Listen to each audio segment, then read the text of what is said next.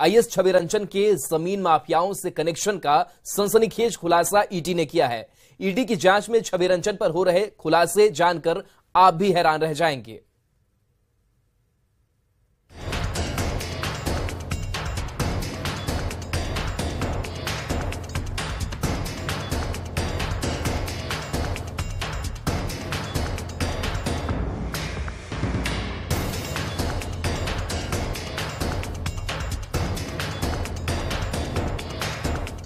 जमीन के खेल में शामिल आईएएस छविरंजन को पीएमएलए कोर्ट ने 6 दिनों के रिमांड पर भेज दिया है। राजधानी रांची में जमीन के फर्जीवाड़े में ईडी सनसनीखेज खुलासे कर रही है। जमीन के फर्जीवाड़े को लेकर इस खुलासे से आप भी हैरान रह जाएंगे। ये हल में 7 एकड़ से ज्यादा की जमीन पर कब्जे को लेकर सारे नियम कानून ताक पर रख दिए गए। इस जमीन के कब्जे को लेकर आईएएस छविरंजन पर रांची उपायुक्त रहते हुए भूमाफियाओं की मदद करने का आरोप है, जिसका खुलासा ईडी की जांच में हुआ है। रांची के पूर्व उपायुक्त छविरंजन ने पद का दुरुपयोग कर हेहल मौजा की 7.16 एकड़ जमीन की पुरानी जमाबंदी को रद्द करते हुए विनोद सिंह के नाम पर म्यूटेशन करवा दिया था। पुरानी जमाबंदी साहू परिवार की थी। साथ ही एक ही दिन में विनोद सिंह के नाम पर 42 साल का लगान भुगतान करवाते हुए छविरंजन ने पुलिस को साल 2021 में जमीन की 4 दीवारी कराने का आदेश दे दिया था। ईडी की जांच में सच्चाई सामने आने से साहू परिवार खुश है। साहू परिवार का न्याय पर भरोसा बढ़ा है।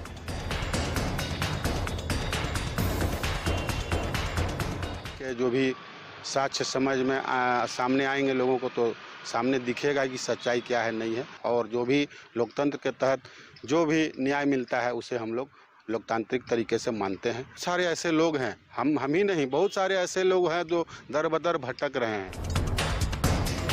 मामला सिर्फ एक साहू परिवार का ही नहीं है। अंचल कार्यालय में गड़बड़ झाले से कई लोग परेशान हैं, जिनकी जमीन पर फर्जी कागजात के जरिए कब्जा करने की साजिश रची जा रही है। रैयत अंचल कार्यालय का दौड़ लगा रहे हैं, लेकिन कोई मदद नहीं मिल रही है।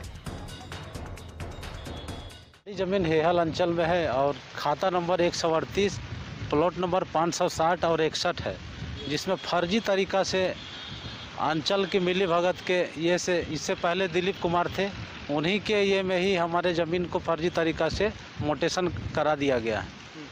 तो वो डीड की कॉपी कब की लगी? वो डीड की कॉपी 1967-68 की लगी हुई है।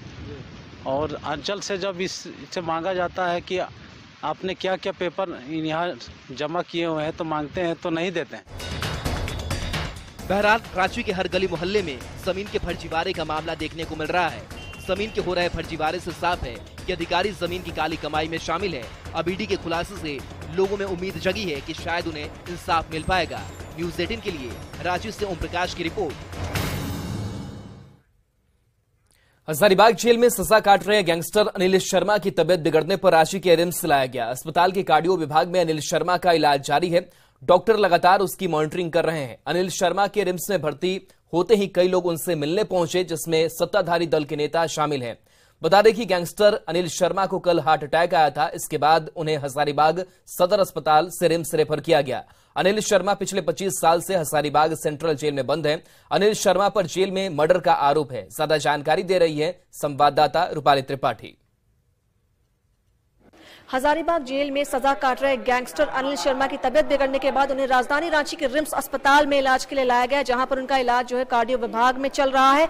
उन्हें जो है हृदय रिलेटेड संबंधित बीमारी जो है वो सामने आई, जहां पर उनका इलाज फिलहाल कार्डियो विभाग में जाने माने डॉक्टर्स के अंतर्गत चल रहा है। इसके साथ ही अस्पताल में भर्ती होते ही कई जो है रूलिंग पार्टी के जो है 1-2 जाने माने नेता जो है रिम्स अस्पताल में नजर आए, उनसे मुलाकात करते हुए। उसके साथ ही स्वास्थ्य की बात करूं तो फिलहाल जो अनिल शर्मा है उनकी जो तबियत है वो सामान्य है, कोई भी गंभीर लक्षण सामने नहीं आए। लगातार चिकित्सक के मॉनिटरिंग के अंडर में है। रूपाली त्रिपाठी, न्यूज़ 18 रांची। अगली खबर पाकुड़ से, जहां एक गांव की बदनसीबी देख आप भी हैरान रह जाएंगे। गांव में पिछले 5 साल से बिजली नहीं है। रोशनी की उम्मीद लगाए लोगों की आंखें पथरा गई है। गांव के लोग आज भी लालटेन युग में जीने को मजबूर हैं।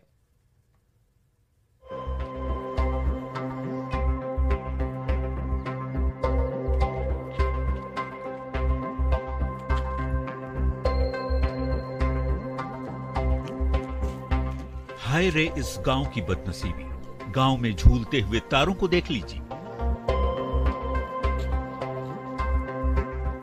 धूल फांकते बिजली के बोर्ड को देखिए,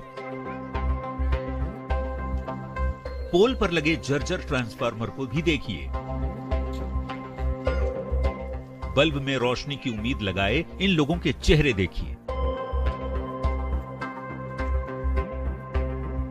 तस्वीर है पाकुड़ के लिट्टीपाड़ा प्रखंड के बड़ा केमो गोड़ा गांव की, जहां पिछले कई सालों से बिजली है ही नहीं। सरकार हर गांव हर घर में बिजली पहुंचाने का दावा करती है, लेकिन इस गांव का दुर्भाग्य ऐसा कि शाम होते ही अंधेरा छा जाता है। गांव में करीब 5 साल से बिजली नदारद है।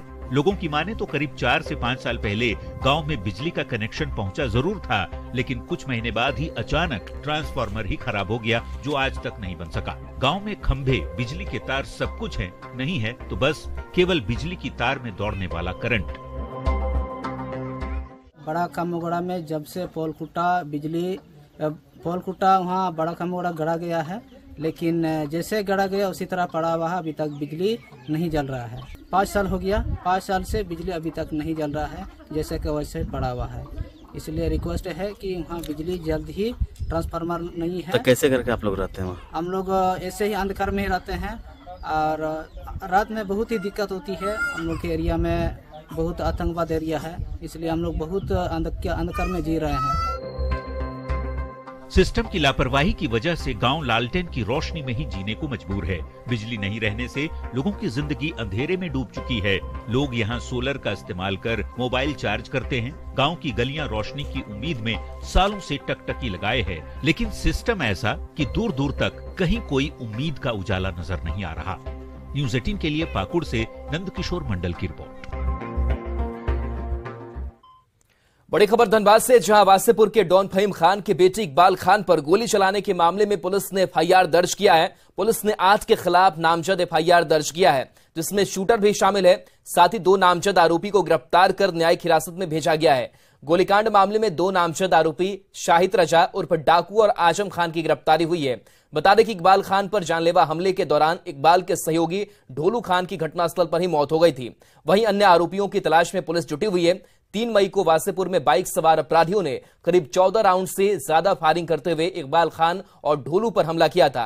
इसमें ढोलू खान की घटनास्थल पर ही मौत हो गई थी, जबकि इकबाल गंभीर रूप से घायल हो गया। जैसा कि उन लोगों ने इकबाल के परिवार वालों ने अपना एक रिटर्न दिया, जिसके आलोक में प्राथमिकी दर्ज की गई, जिसमें ऋतिक के अलावे प्रिंस के फैमिली, जिसमें उसके भाई और आजम खान और शाहिद रजा नाम का एक लड़का, उनके विरोध में नामजद प्राथमिकी दर्ज की गई। जो इसमें पाए हैं उसमें शाहिद रजा उर्फ शाहिद और आजम खान, ये 2 व्यक्ति को न्यायिक हिरासत में भेजा जा रहा है। लातेहार जेल में आदिवासी सेंधु मुंडा की संदेहास्पद परिस्थिति में मौत हो गई। सेंधु मुंडा के शरीर पर बेरहमी से मारपीट के निशान है। उसकी मौत के सबूत छुपाने में जेल प्रशासन लगा हुआ है। प्रदेश बीजेपी प्रवक्ता प्रतुल शाहदेव ने कहा कि आदिवासी मुख्यमंत्री के रहते हुए प्रदेश में आदिवासियों पर जुल्म ढाया जा रहा है। सब कुछ देखते हुए प्रशासन खामोश है। उन्होंने घटना की न्यायिक जांच की मांग की है। जेल में एक अंडर ट्रायल कैदी सेंधु मुंडा की बड़े रहस्यमय परिस्थिति में मौत हो गई और उसके शरीर पर गहरे जख्म के निशान है, जैसे किसी ने उसे बहुत बेरहमी से, बहुत बर्बरता से पीटा है। ये माननीय मुख्यमंत्री जी खुद को आदिवासियों के मुख्यमंत्री कहते हैं, लेकिन इनके राजपाट में आदिवासियों पर अत्याचार बिल्कुल नहीं थम रहा। हम मांग करते हैं कि सेंधु मुंडा की जो मौत है वो बहुत संदेहों को जन्म देती है, तो इस पूरे मौत की न्यायिक जांच होनी चाहिए, उच्च स्तरीय जांच होनी चाहिए। और जो लोग इसको कवर अप करने में लगे हैं, जो साक्ष्य मिटाने में लगे हैं, जो सेंधु मुंडा की पत्नी पर अनुचित दबाव डाल रहे हैं, उन पर कड़ी कार्रवाई हो। शराब दुकानों को हैंडओवर लिए जाने से पहले उनके सर्वे का काम उत्पाद विभाग द्वारा किया जा रहा है, लेकिन ऑडिट करने उत्पाद विभाग की टीम छपरासी के अरगोड़ा स्थित शराब दुकान पहुंची तो उसके पहले ही शराब दुकान के सभी कर्मी फरार हो गए। हालांकि अधिकारियों के निर्देश के बाद उत्पाद विभाग की टीम ने दुकान को खोला और स्टॉक का मिलान करने लगी। अब देखना होगा कि शराब के स्टॉक और कैश में अनियमितता मिलती है या नहीं। हम लोग को सर ऑडिट में रखे हुए थे, पूरा रांची का दुकान हम लोग देख रहे थे और ऑडिट कर रहे थे। अचानक हम लोग खबर मिला कि अरगोड़ा दुकान वाले सेटर डाउन करके निकल गए। तब हम लोग सर यहाँ बुलाए, उसके बाद हम लोग आके सर की हाजिरी में अभी दुकान को देख रहे हैं, उसके बाद बताएंगे क्या घटा है क्या बढ़ा है। हाल के दिनों में साइबर अपराध की गतिविधियां बढ़ी है, जिसे देखते हुए झारखंड पुलिस लोगों को जागरूक करने के लिए काफी प्रयास कर रही है। इसके लिए कार्टून कैरेक्टर और फिल्मी सितारों का इस्तेमाल किया जा रहा है। साथ ही स्थानीय भाषा के जरिए भी लोगों को जागरूक किया जा रहा है। झारखंड के डीजीपी अजय कुमार सिंह ने बताया कि लोगों को जागरूक करने के लिए हर स्तर पर प्रयास किया जा रहा है, ताकि लोग साइबर अपराधियों के झांसे में न आए।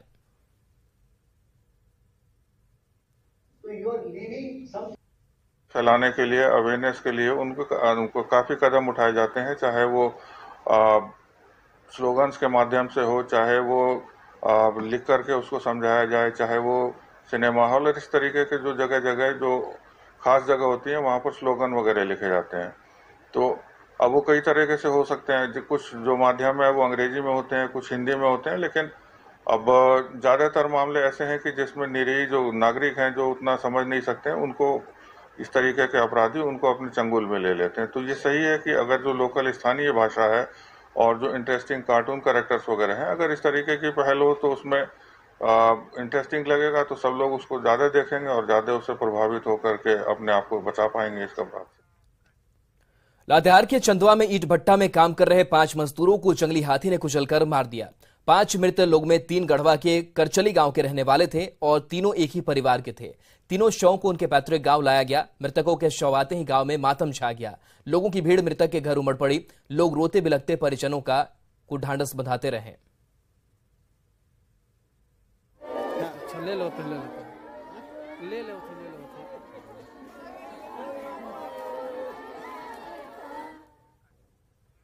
कहते हैं सोना तपकर ही कुंदन बनता है। खूंटी के कालामाटी कस्तूरबा आवासीय विद्यालय की बेटियां इस कहावत को सार्थक कर रही हैं। स्कूल की 10 छात्रा जेईई मेंस परीक्षा पास कर इतिहास गढ़ने की ओर बढ़ रही हैं। देखिए न्यूज़ 18 की स्पेशल रिपोर्ट।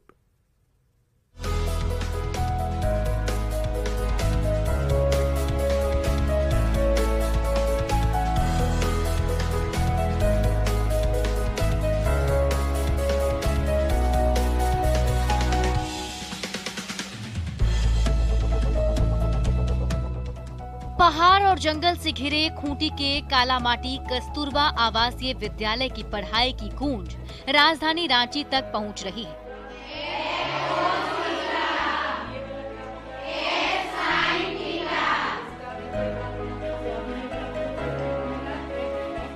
पिछले महीने 29 अप्रैल को निकले जेईई मेन परीक्षा रिजल्ट में इस स्कूल की 18 में से 10 छात्राओं ने क्वालिफाई किया है। अब ये सभी छात्राएं जोर शोर से अगले महीने होने वाली एडवांस परीक्षा की तैयारी में जुट गई हैं। इनमें से सभी छात्राओं के संघर्ष की अपनी अपनी कहानी है। इन छात्राओं में किसी के माँ बाप बचपन में ही गुजर चुके हैं, तो किसी के घर में माँ है तो पिता नहीं। बावजूद इसके बच्चियां अपने इच्छा शक्ति की बदौलत जेईई एडवांस के पड़ाव तक पहुँच चुकी हैं। कुछ पाने की जिद हो तो उस जिद और जुनून को पूरा करने में पूरी कायनात जुट जाती है। जी हाँ, हम इस समय मौजूद है खूंटी के कालामाटी के कस्तूरबा विद्यालय में, जहाँ की 10 लड़कियों ने जेईई मेंस क्लियर किया है और अब एडवांस की तैयारियों में जुट गई हैं। जिन 10 लड़कियों ने जेईई मेंस क्लियर किया है वो सबसे आगे बैठी हैं और बाकायदा उन्हें किस तरीके से एडवांस की तैयारी करनी है उन्हें बताया जा रहा है। हमारे साथ एलिशा, आपका जो है रैंक क्या था? 1788। स्कूल में पहला रैंक है आपका? स्कूल में पहला रैंक। तो कैसे तैयारी कर रही हैं? अभी जेईई मेंस तो क्लियर कर लिए हैं, अब एडवांस का तैयारी कर रहे हैं। तो किताबों में कहीं दिक्कत आती है आपको? Yes sir. तो किताबों में दिक्कत आती है तो क्या करते हैं? हम लोग कोचिंग सर से पूछ लेते हैं डाउट। Yes sir. अभी घर में कौन कौन है एलिशा आपके? अभी घर में मम्मी पापा दोनों नहीं है, हम लोग 7 भाई बहन है। आपका नंबर कितना है मेंस में? मेरा परसेंट था 62 परसेंटाइल और मेरा रैंक था 9718। तब एडवांस की तैयारी चल रही है? जी हाँ सर। घर में कौन कौन? घर में केवल मेरी नानी है, मम्मी पापा नहीं है और मैं नानी घर से ही बचपन से पढ़ के आज इस मुकाम को हासिल किया। अच्छा, आप चूंकि अब आप लोगों ने मेंस क्वालिफाई कर लिया है, अब आपको एडवांस देना है, तो उसके लिए आप लोग को किस योजना का लाभ मिल रहा था कि आप अपनी पढ़ाई कोचिंग के जरिए पूरी कर सकें? सपनों की उड़ान। सपनों की उड़ान। Yes sir. आकांक्षा योजना के तहत। Yes sir. तो कोर्स मटेरियल कैसे मिल रहा है उसके लिए? सर वो हम लोग को कोचिंग सर लोग दिए हैं। हाँ। Yes sir.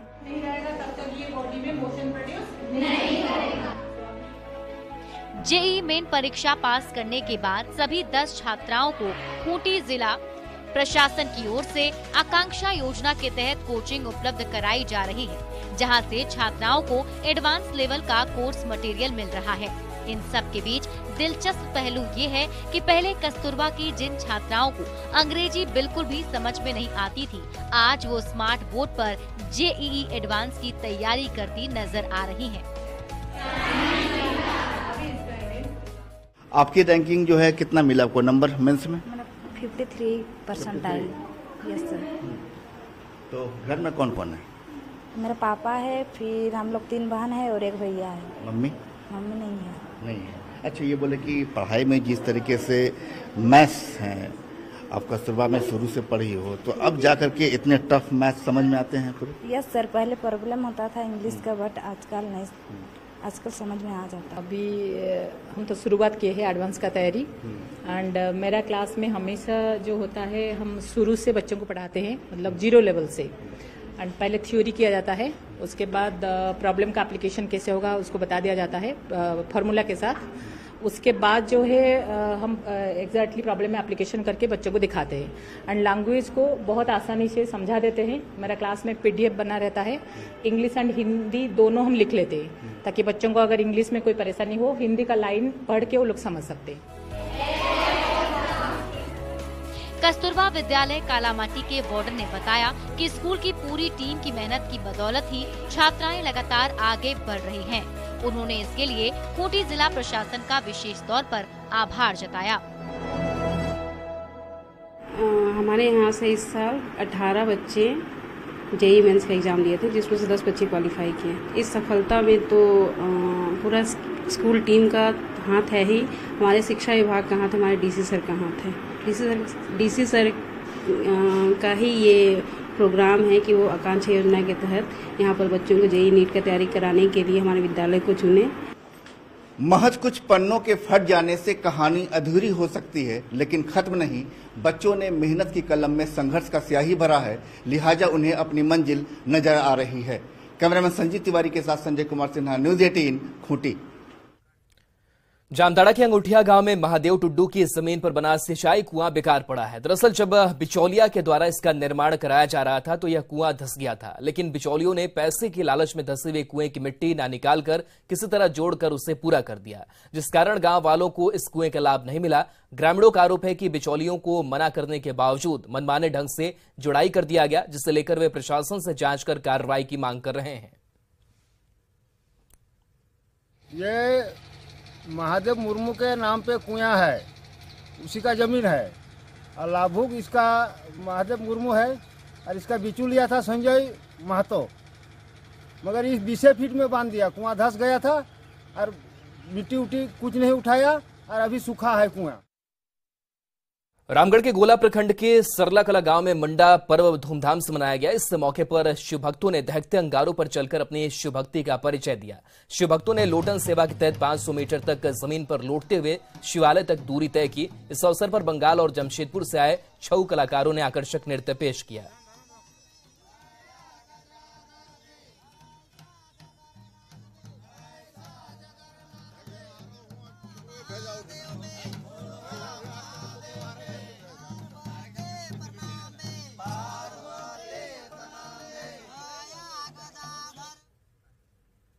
रामगढ़ के दुलमे में मंडा पर्व धूमधाम से मनाया गया। इस मौके पर शिव भक्तों ने दहकते अंगारों पर चलकर अपनी शिव भक्ति का परिचय दिया।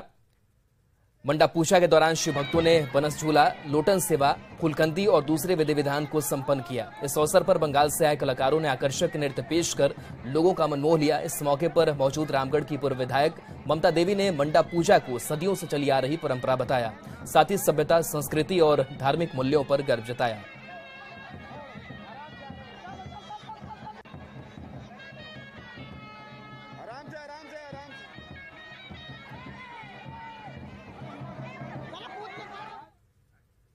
धनबाद के नगरी कला उत्तर शिव मंदिर में धूमधाम से चड़क भोक्ता पूजा मनाया जा रहा है। 3 दिवसीय पूजा के अंतिम दिन भोक्ता शरीर में कील चुभोकर भगवान शिव को प्रसन्न करते हैं। साथ ही ऊंचे स्थान में खंबे के सहारे झूलते हैं।